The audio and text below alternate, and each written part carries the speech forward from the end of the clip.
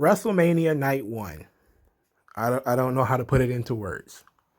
I am once again humbled I'm just going to be quite honest. I'm going to toot my own horn on this one. I said Bianca Belair was a star. Okay, I said it. The only thing I'm surprised about is that it happened so soon. That's the only thing I'm surprised about. But I will say this. The match was really good because Sasha Banks put it together. Okay, so let's get right into the main event because I'm really energetic about the main event first. We'll talk about the entire card, but I want to talk about the two main events first. Then we'll hit everything else. Sasha Banks and Bianca Belair was tremendous. All right. It was a legit tremendous match. Now, Bianca Belair was a little emotional at the beginning because, it's a lot of pressure. It's the main event. There's people in the building now. So they're getting the dueling chants. And she sees how much, people are really supporting this, what she's got going on here. It's different.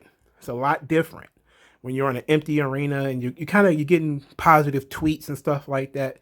It's different when the crowd is there live and they're chanting EST, EST. It's a very different energy.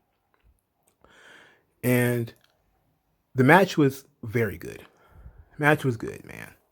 I'm not gonna go through the blow by blow, but telling the story of the hair. Basically, that's what Sasha was doing. Was saying, hey, it's not the smartest decision to wear such a long braid. So I'm going to keep pulling on it. It gives me an advantage. It's an advantage because it's connected to her goddamn head. So you yank on it. But Bianca, of course, has the braid, knows how to get around it. I like the bank statement with the braid. That was a dope spot. That was a fire spot. And I thought the match legit was over right there. Because for a moment, I was like, man, if there was ever a time to beat Bianca Belair, it would have been to use her hair against her. Now, it would have kind of made her look dumb for having such a long braid that it could be wrapped around her arm and used in that way, but that actually would have been an interesting way of doing it. Okay. But I loved the Bianca spots. The Bianca spots were amazing. She's really good at her stuff. Like she doesn't botch her shit. She nailed 2 450s, didn't over rotate at any point in time. Didn't look like she killed herself. Didn't look like she killed her opponent. She did a running shooting star press. It was actually on point.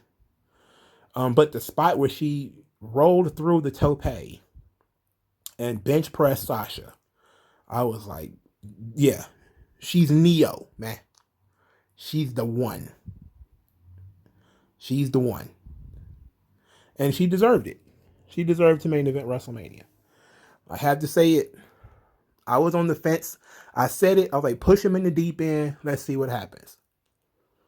I see what happened. The right decision was made.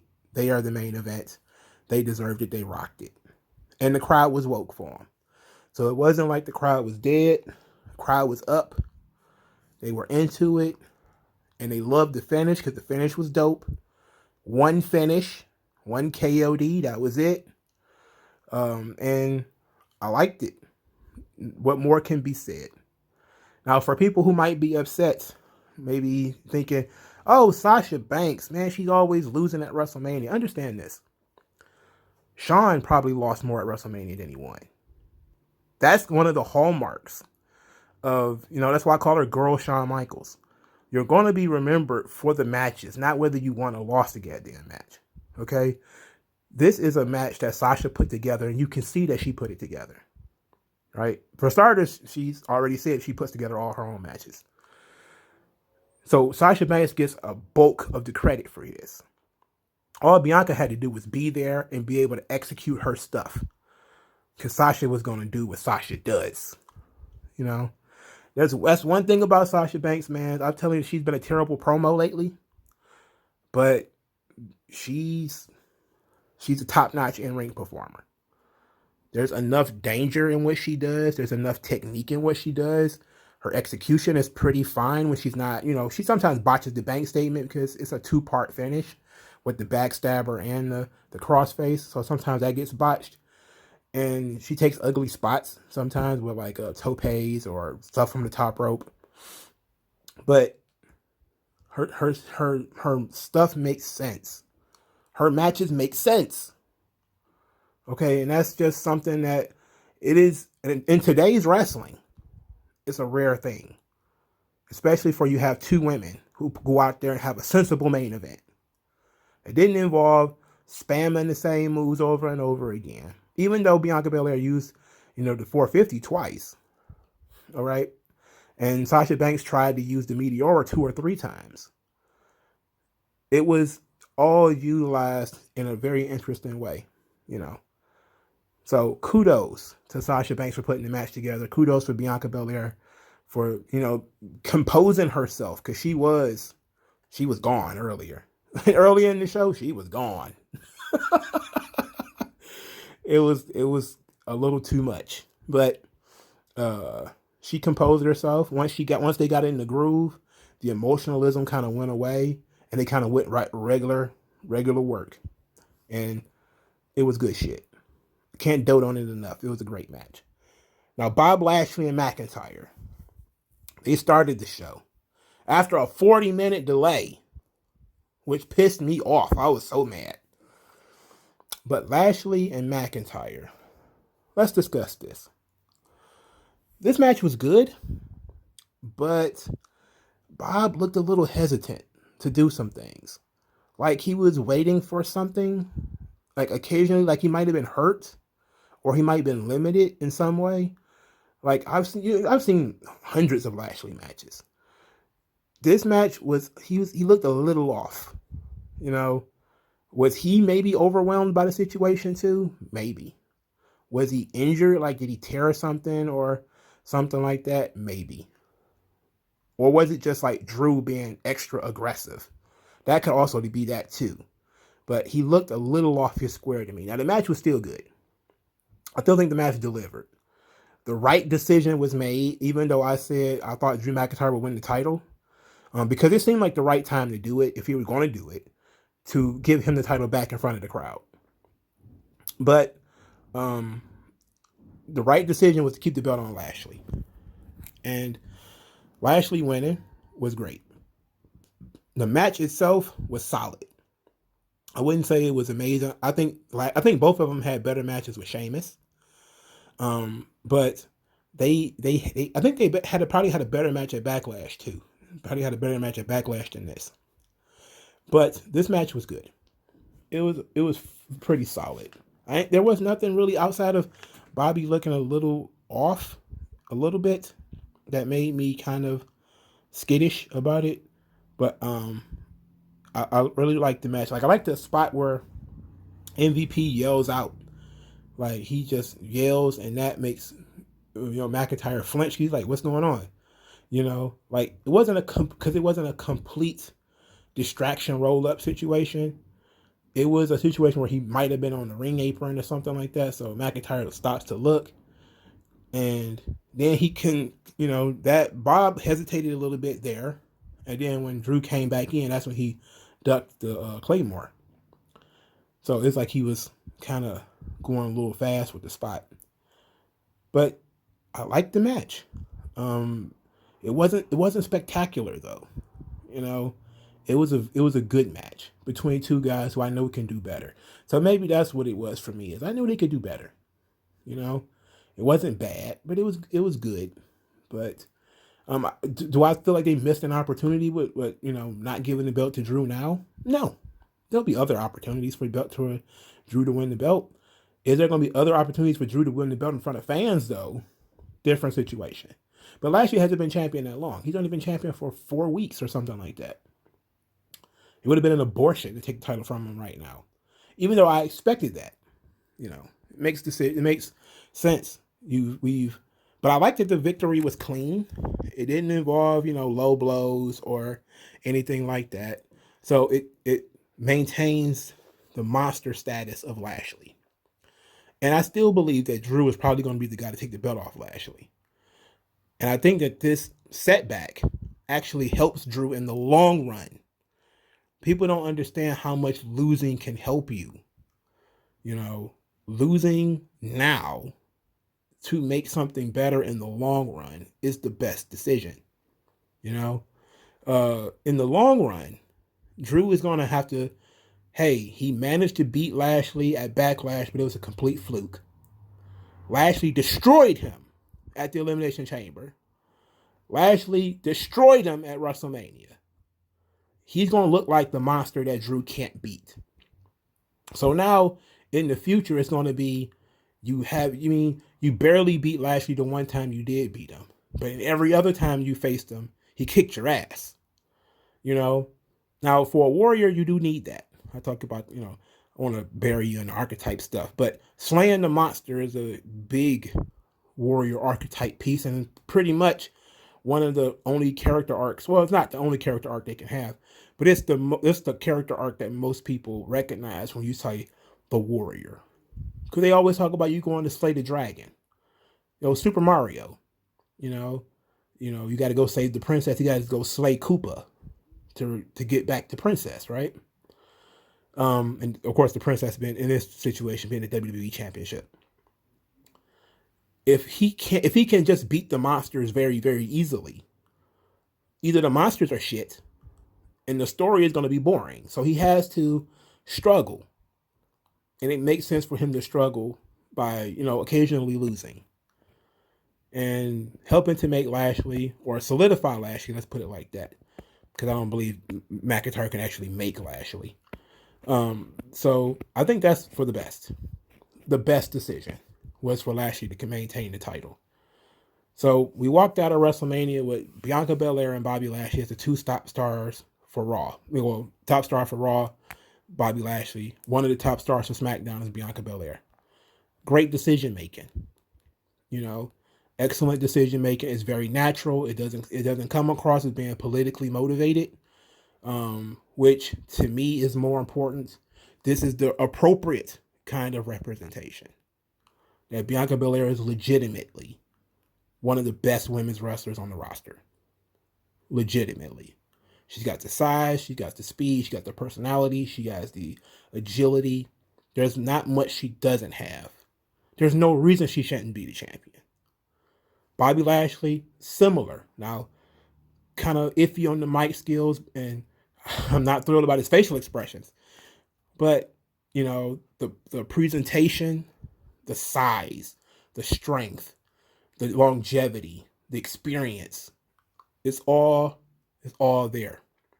It comes across very natural. It doesn't come across as any kind of bullshit. Like, these are the two best fighters in the world. Two of the best fighters in the world. That's how you do it appropriately. And I fully support that. Kudos to the two main events. Two main events were really good. Didn't really have much problem with the two main events. Now, let's talk about Bad Bunny. Let's talk about Bad Bunny next, because that guy surprised the shit out of me. This was probably the most surprising match on the card, because I thought this was going to be absolute basura. I thought it was going to be shit on a stick. And it wasn't. This was very fun. Bad Bunny and Damien Priest versus the Miz and John Morrison was really fun. I was legit impressed. I think Bad Bunny and what he was able to do is a testament to WWE's Performance Center. And a guy who spent, 4 months in the Performance Center was able to have a fairly decent match. Now, he wasn't perfect, obviously. But for a celebrity, a guy who did not do anything, he's up there with the Kevin Greens. I see like Kevin Green and Lawrence Taylor as being like the gold standard of celebrity involvement in wrestling. Because a lot of celebrity involvement is absolute shit, right? But Lawrence Taylor was really good. He didn't have to do much. He just had to be very aggressive, which is what he did, and he was good at it because he's a football player. Kevin Green, likewise. But Bad Bunny. For starters, let's talk about how the crowd was into it. The crowd 100% behind Bad Bunny. There was It was it was great. You know, the interest when he comes in on the Mack truck was cool. You know, they played it off like, he knew what he was doing a little bit. Miz and John Morrison give them so much credit for not. Look, there's so much to talk about.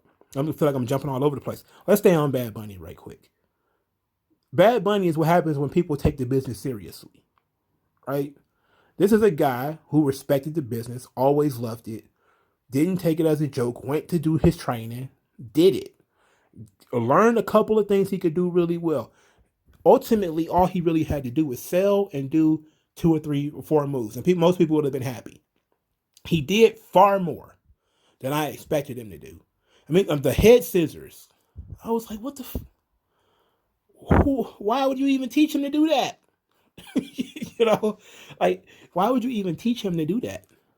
But whoever did it, it was a fucking genius. It worked, right? Whatever, it worked. So I was thrilled by that. The tornado DDT was pretty sweet too. I was taken aback by that too. The Magistral Cradle. I was like, what is going on? Now, I was definitely impressed by Bad Bunny. I give Bad Bunny a lot of credit for his work ethic and going and doing his training. Whoever trained him, I don't know who did it. I'm pretty sure. I think he said Adam Pearce was one of the people who helped him train. You owe Adam Pearce a steak dinner, and Bianca Belair owes Sasha Banks some crab legs or something. Whatever is expensive seafood dinner. But Bad Bunny basically owes Adam Pearce a steak dinner. Okay. Because he didn't go out there and embarrass himself. He went out there, he represented, and it was good. Damien Priest, of course, was good. No reason to think, there was no reason for me to think otherwise. He did what he does. He was kind of subdued as far as he didn't do a lot. They left him to do cleanup, which is, of course, the right thing to do. He comes in, does some big spots, big choke slam, combinations, jumping over the top rope, that kind of stuff. It's unfortunate that maybe Bad Bunny was such a big star that he kind of overshadowed Damien Priest. But Damien Priest is always good. This is going to be something he can remember forever, even though he's kind of a bit player in it. But he did good. He did really good. I'm not a fan of the purple tights though, or the purple hair. Not a fan of that at all. But Damien Priest is he's legit. I see him. They should really push him against Bob. He should be wrestling Lashley at, maybe not at Extreme Rules. It'll probably be Drew McIntyre.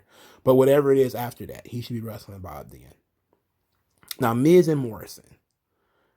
You have to be a talented performer to do this stuff. These two guys are incredibly talented. I give them a lot of shit.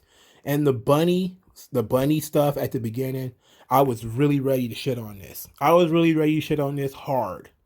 The lip syncing at the beginning, even though the lip syncing was fine because obviously they're fake musicians.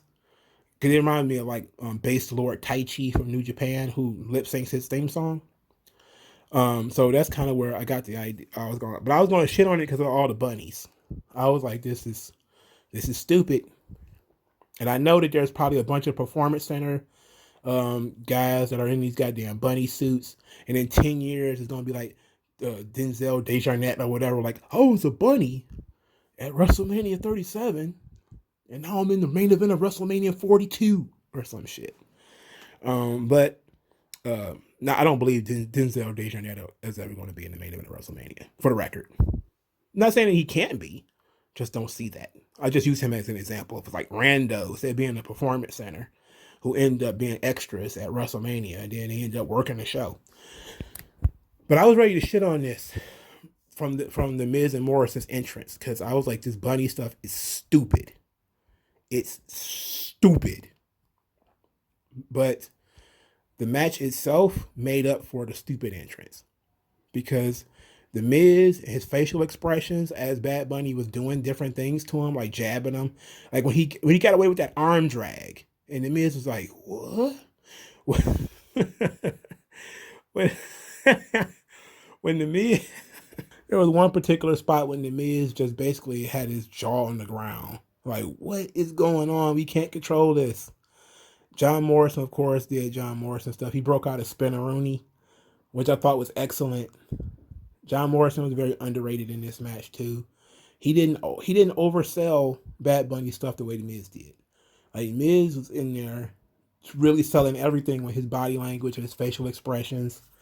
And he was vicious, which is what I wanted him to do. I said thunder and lightning. One person does the rumbling, the other person does the flashy stuff. I had no idea that Bad Bunny was going to be the one on his team doing the flashy shit. I had no idea.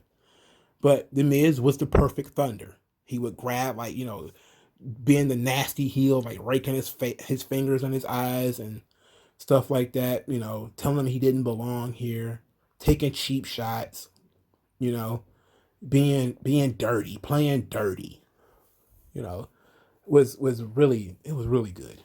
This was a good match. Straight up. I enjoyed this match. And the crazy thing is I didn't expect to.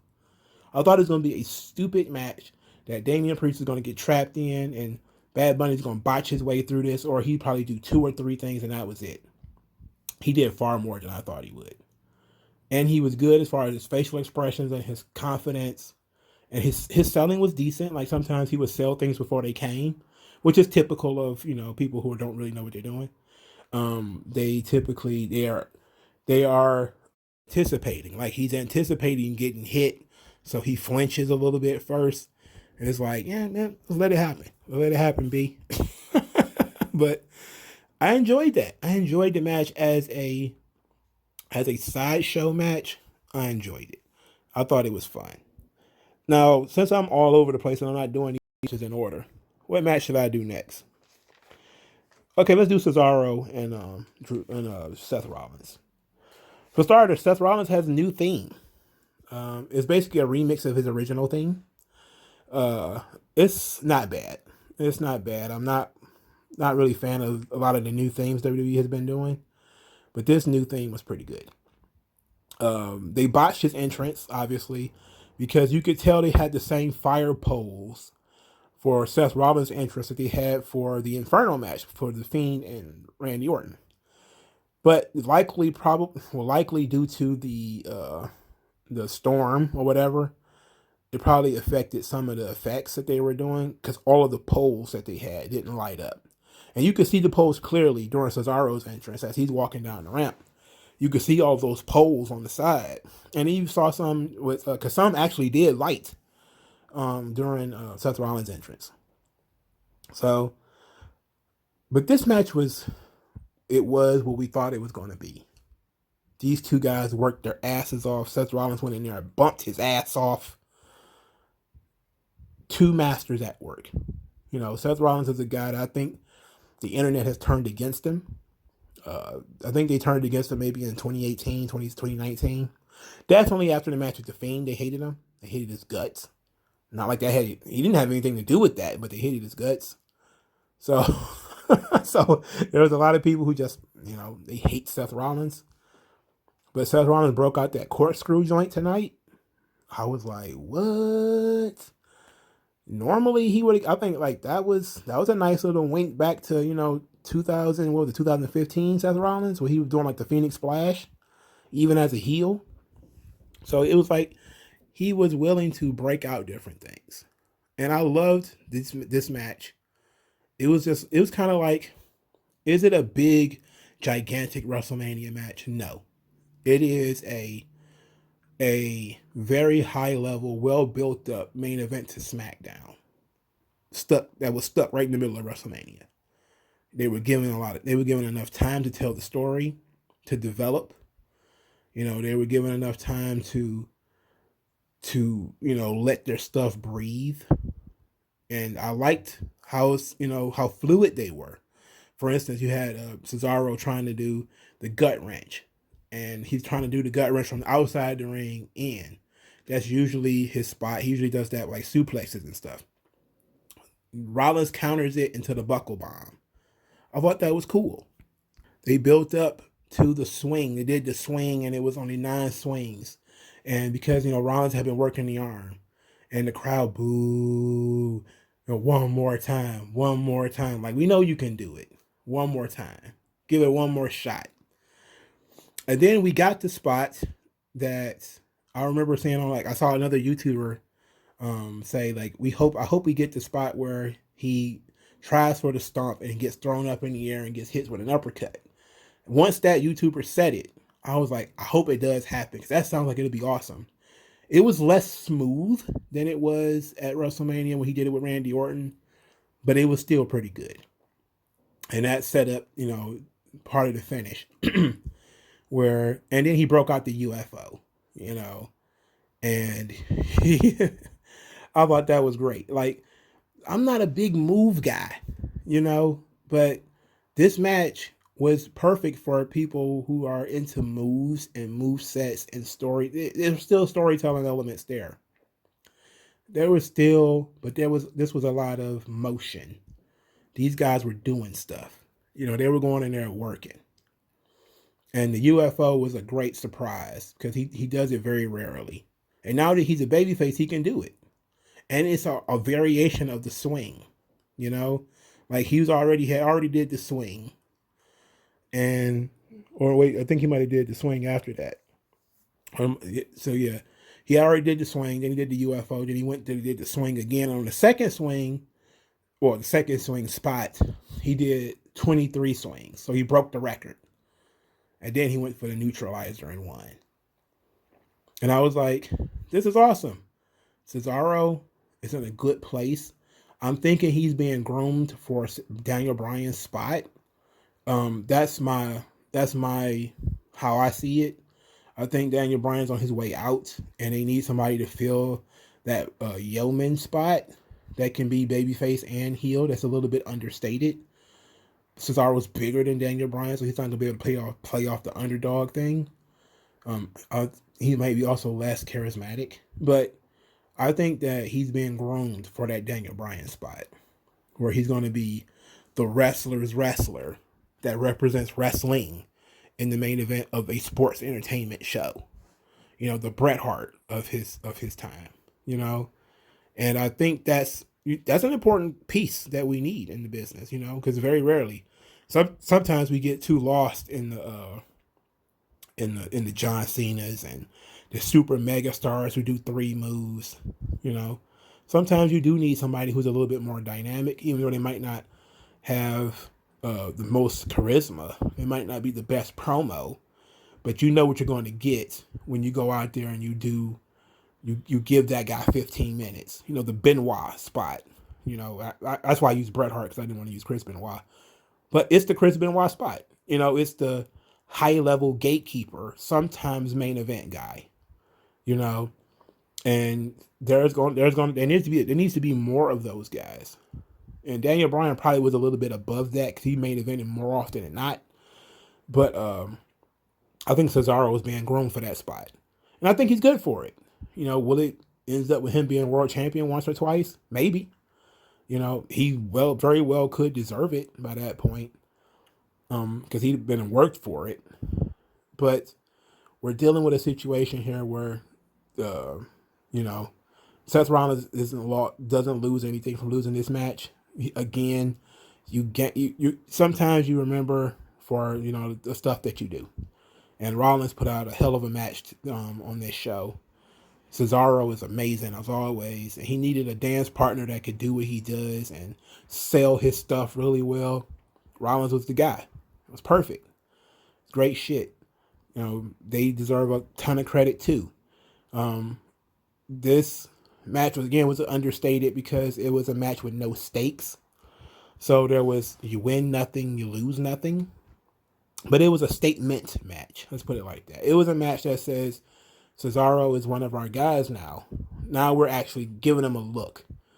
Maybe this will turn into another title run, Intercontinental title, or maybe even a main event run. Not with maybe wrestling the champion. Maybe. It's possible. But you put a match out there that's a purely personal feud with no stakes.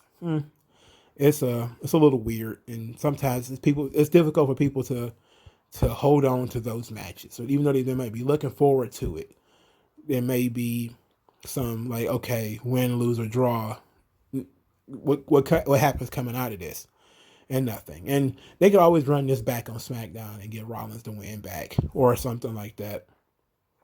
And or do the next match at Extreme Rules with some type of gimmick, and then put some stakes on it. Hopefully, it's like a grill, baby. You got the heat. Put some stakes on that bitch. Okay. So what do we got left? What's even left on this show? All right, so let's talk about the steel cage match: Shane McMahon versus Braun Strowman. And Strowman was more over than he had any right to be.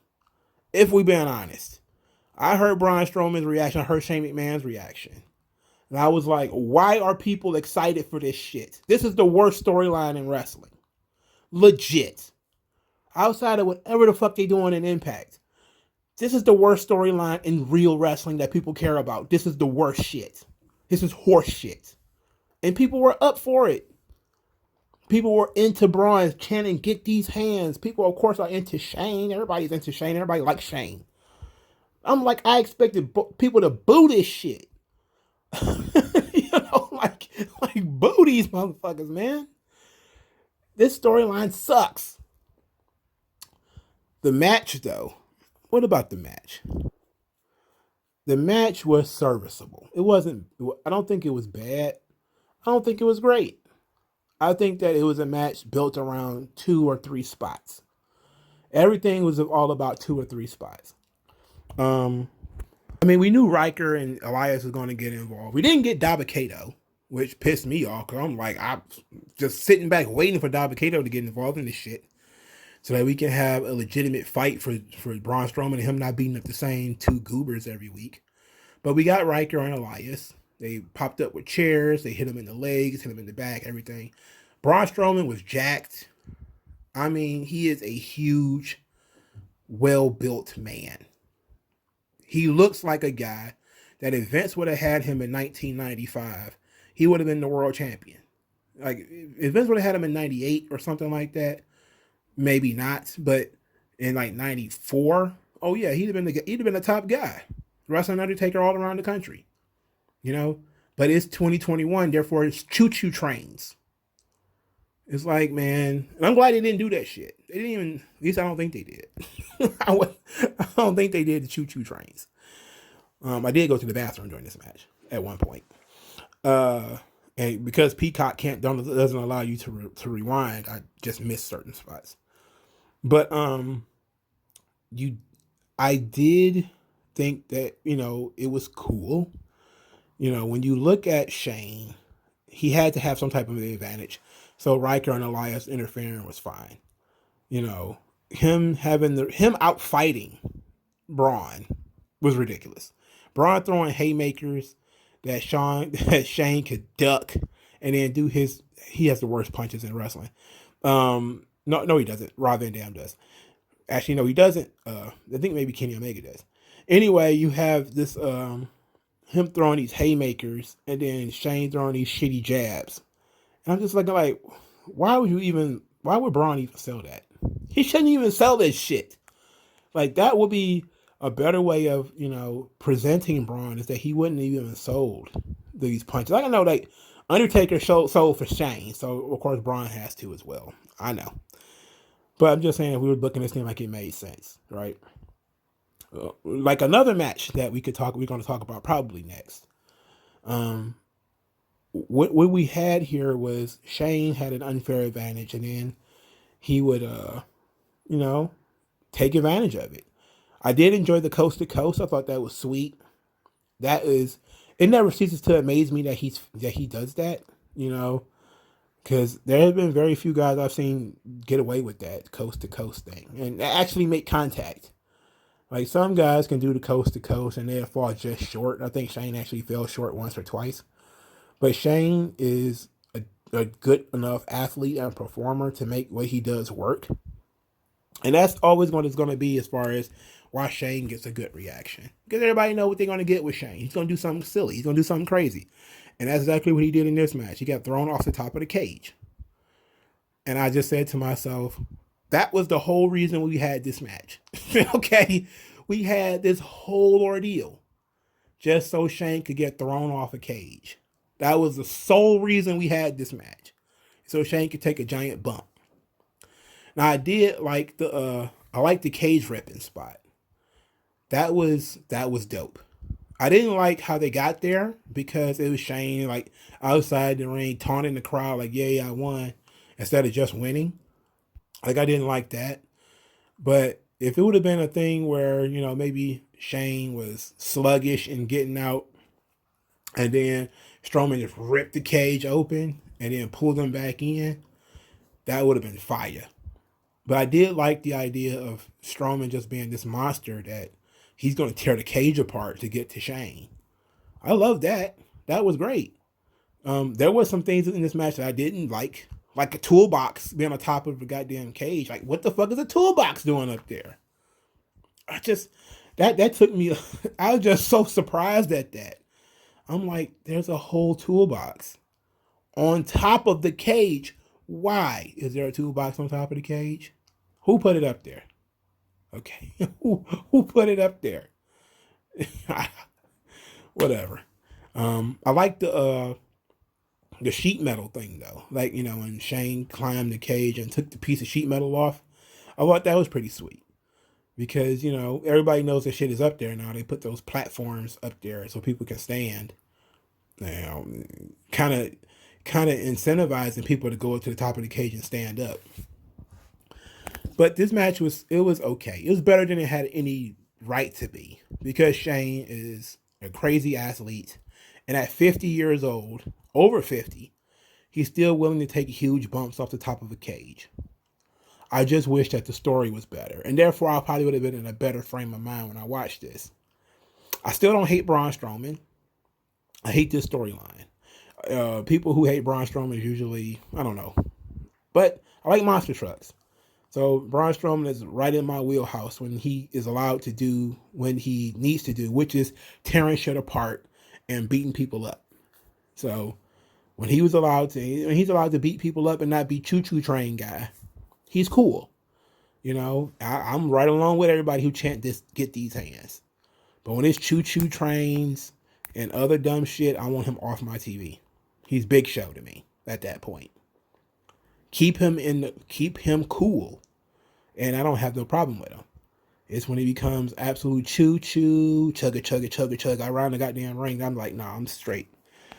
But this match was fine, and it's because of Shane McMahon willing to take the bumps, willing to take the beat and get thrown all across the cage. And Braun just had to do what Braun does. He had to sell a little bit, sell some weakness, give Shane a chance, give people the appearance that Shane has a chance, but at the same time, snuff him out.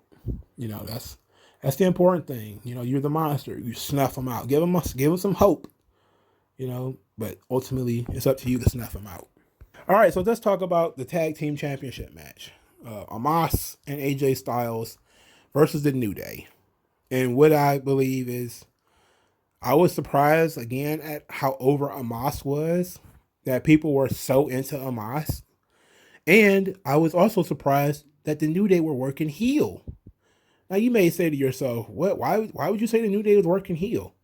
It was like, did you watch the match? They were taunting these guys. They were twerking in front of them, and Xavier Woods is playing the trombone. They talked. They were cowards when it came to Omos. They didn't want to wrestle Omos. They were like, and it's one thing, you could be a intimidated babyface, but still not be a coward. They were being like cowardly when it came to Omos.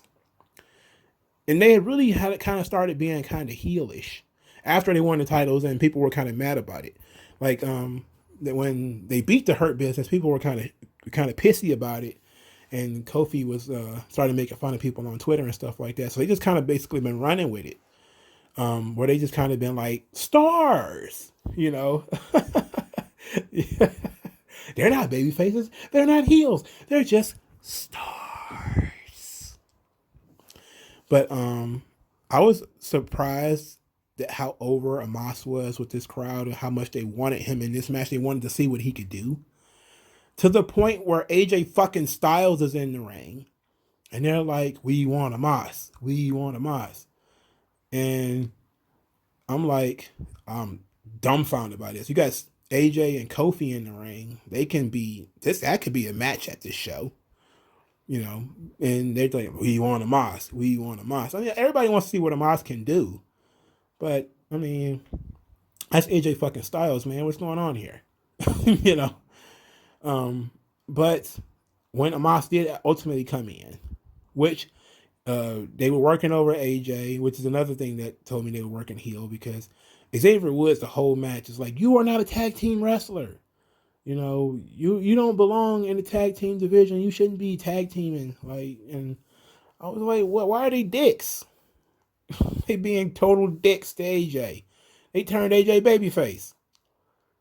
Which I guess him doing comedy with Amos was going to do that anyway. That's the thing about doing comedy. If it's actually successful, he's going to turn you babyface. And the AJ Styles Amos stuff has been sort of successful when it comes to being comedic.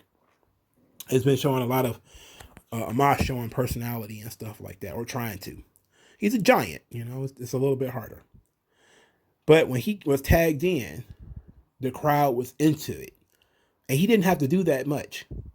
You know, when he came in and he just no-sold their offense, like, you know, Kofi jumped off the top rope. He just kind of caught his hand. You know, he did like 2 big back breakers. And then the finish came in exactly the way I said it was going to happen.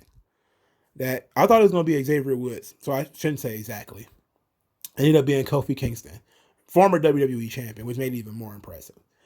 I would have thought it would have been Xavier Woods. That got the big double choke slam and the 1 foot on the chest.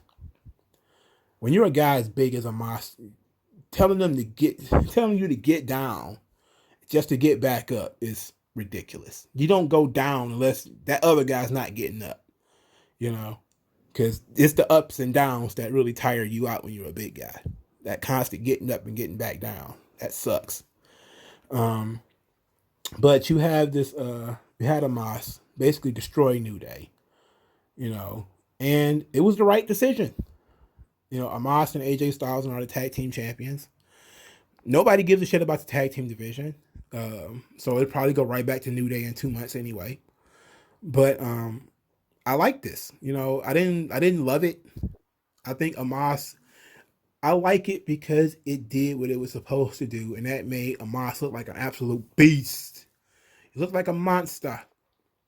And that's what I mean about, you know, Braun Strowman was in there selling.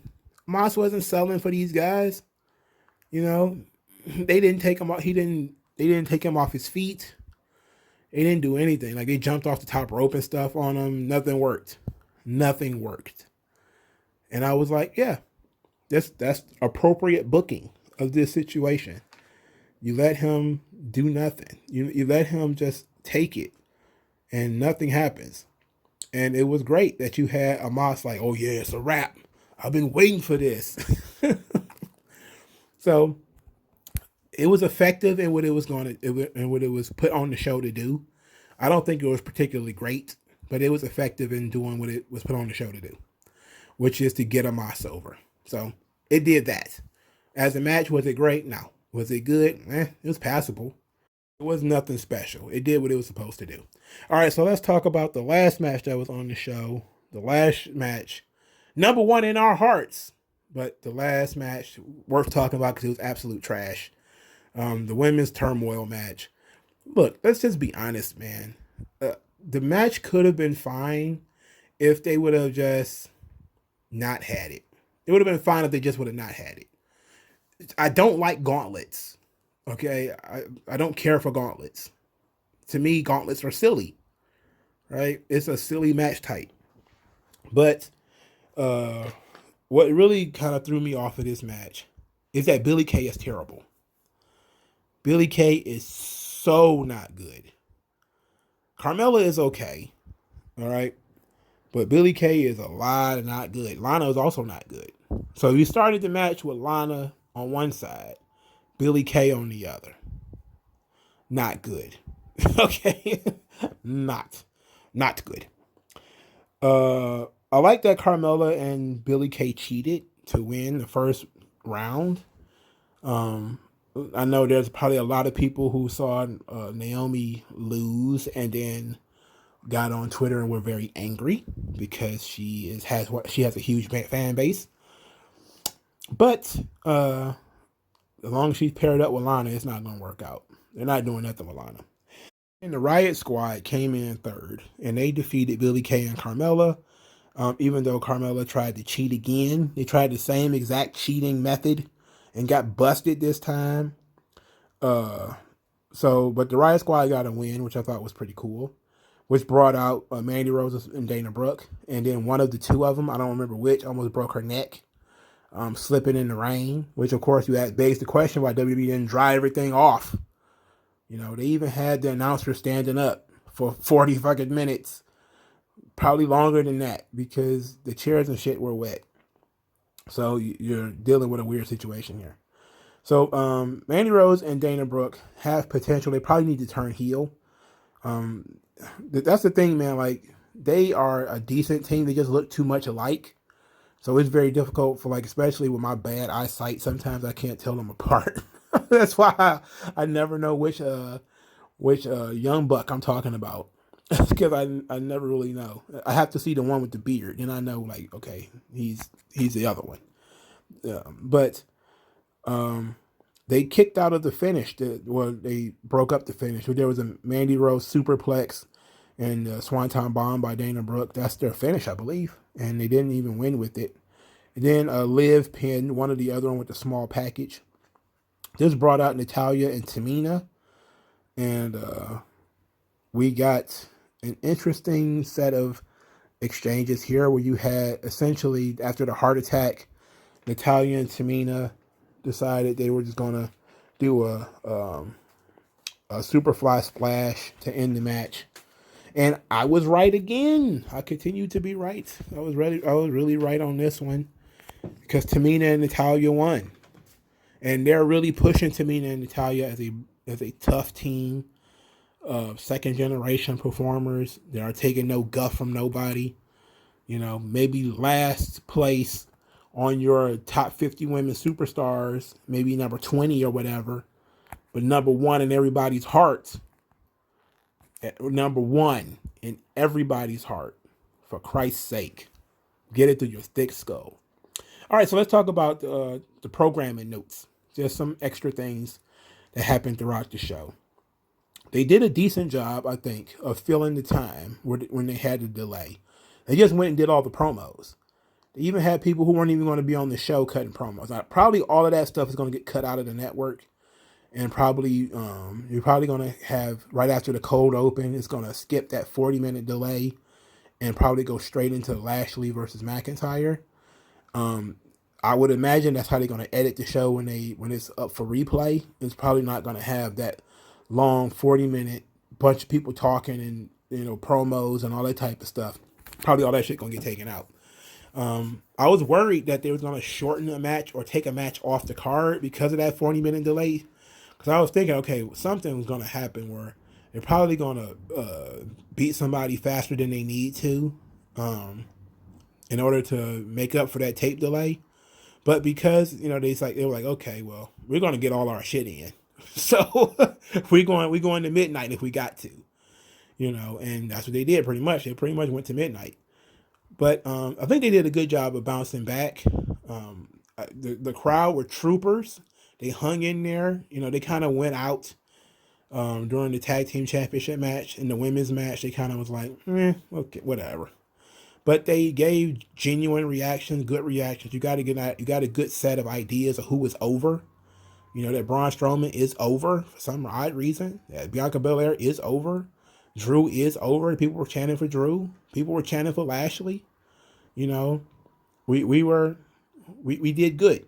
You know, there was no idiocy because the crowd is you know, happy to be back.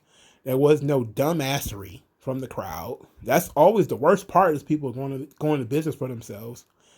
You know, they were excited to see wrestling and be there live and to, you know, be able to give love and receive love in exchange.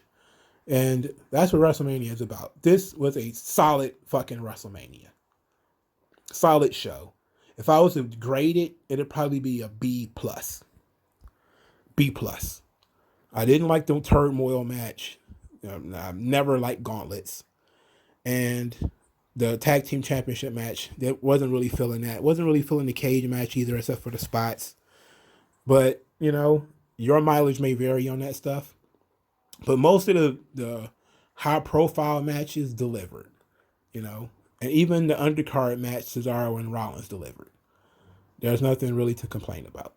Let me know what you guys think in the comment section below. Like this video, share this video, subscribe to this channel, hit the bell for notifications. Go into the description. There is a subscribe star. If you want to put me on the payroll or be a recurring supporter of the channel, you can put $5 there. And I appreciate that. If you say, hey, I just like one video that you did, here's some money for that one video, you can do that via Cash App. You can follow me on Twitter as well. All of that will be in the description. Thank you guys for your time. I hope you guys enjoyed the show. We got one more. We got a Sunday night show, which actually was where all the stars are, where the bigger stars, let's put it like that, and the better storylines. But WrestleMania night 1, WrestleMania 37 night 1, a solid B+ show. Good show.